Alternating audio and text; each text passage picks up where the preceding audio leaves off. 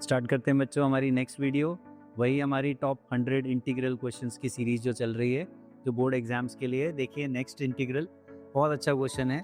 Start करते हैं। देखिए अगर ऐसा कोई इंटीग्रेशन आपको मिल जाए, ध्यान से देखो, न्यूमरेटर में कुछ भी नहीं है और हम जानते हैं डिनोमिनेटर में हमको कोई फंक्शन दिया हुआ है, डिनोमिनेटर को कैंसिल आउट करना है। ठीक है, तो डिनोमिनेटर को हम कैंसिल आउट कैसे कराएं? ऊपर तो कुछ है ही नहीं। जब तक डिनोमिनेटर नहीं हटेगा इंटीग्रेशन नहीं होगा। तो अगर आप गौर से देखो, यहाँ पर ये इंटीग्रेशन केवल तभी सॉल्व हो सकता है जब x के कोफिशिएंट दोनों जगह इक्वल हो। ये बात ध्यान रखिएगा। अगर यहाँ पर मैं कोई सा भी एक x का कोफिशिएंट बदल दूं तब ये इंटीग्रल सॉल्व नहीं हो पाएगा। ठीक है, तब प्रॉब्लम हो जाएगी इसको करने में। हो तो तब भी जाएगा मगर तब प्रॉब्लम हो जाएगी। अब क्या है, अब ये इजीली रेशनलाइजेशन से डिनोमिनेटर कांस्टेंट बनाया जा सकता है। देखो कैंसिल आउट में करवा नहीं पाऊंगा बिकॉज न्यूमरेटर में कुछ है ही नहीं।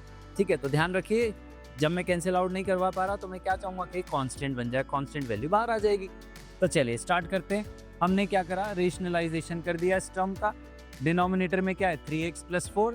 याद रखिएगा ये दोनों कोफिशिएंट क्या होने चाहिए, बराबर होने चाहिए। अगर ये बराबर नहीं है तो इंटीग्रेशन इतना इजीली नहीं होगा। ठीक है, तो हम इसको रेशनलाइज कर रहे हैं। रेशनलाइजेशन कैसे करते हैं, बस डिनोमिनेटर का साइन आपको चेंज करना है, माइनस की जगह क्या करना है प्लस, ऐसा है डिनोमिनेटर में। ठीक, तो गौर से देखिए नीचे क्या फॉर्मूला बन गया रेशनलाइजेशन के बाद, a - b, a + b क्या होता है, a - b a + b क्या होता है, a² - b²। तो गौर से देखो 3x कैंसिल आउट हो गया। इसीलिए मैं कह रहा था आपसे कि ये डिनोमिनेटर में ये जो दोनों कोफिशिएंट है बराबर होने चाहिए दोनों स्क्वायर रूट के अंदर। अगर ये इक्वल ना होते तो कैंसिल आउट ना होता, डिनोमिनेटर में फिर x बच जाता और उस x को मैं कैसे हटाता। ठीक है, बात समझ में आ रही है, वो x को मैं कैसे हटाऊं। अब काम आसान हो गया, डिनोमिनेटर में बन गया 3, 4 - 1 3, और क्योंकि 3 कांस्टेंट है वो बाहर चला जाएगा और ये इंटीग्रेशन दो पार्ट में स्प्लिट हो जाएगा। क्यों? Because of linear property. ठीक है, हमारे पास कोई लॉजिक होना चाहिए, कोई रूल होना चाहिए। अगर दो इंटीग्रेशन के बीच में, फंक्शन के बीच में प्लस या माइनस का साइन है तो इंटीग्रल ब्रेक हो जाता है। इसको लीनियर प्रॉपर्टी कहते हैं।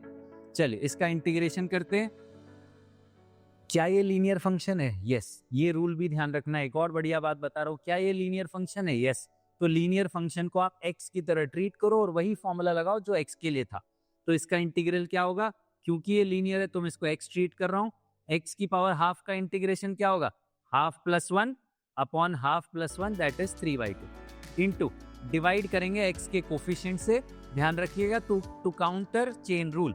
इसका क्या होगा, 3x + 1 3/2 divide by 3/2 divided by the coefficient of x to counter chain rule. ये इसका इंटीग्रल आ गया। थोड़ा बहुत सिंप्लीफिकेशन आप कर सकते हैं। ठीक है, समझ में आ गई बात। सेम वही रूल, डिनोमिनेटर को हमको हटाना है मगर बेटा इस बार न्यूमरेटर में कुछ भी नहीं है, कैसे कैंसिल आउट कराएं। तो हमने रेशनलाइजेशन का सहारा लिया। जब भी स्क्वायर रूट की टर्म आएगी हम रेशनलाइजेशन करेंगे, मगर याद रखिएगा कोफिशिएंट बराबर हो तभी ये चल पाएगा, अदरवाइज इस तरीके से इंटीग्रल नहीं होगा। नेक्स्ट मिलते हैं आपको अगली वीडियो में।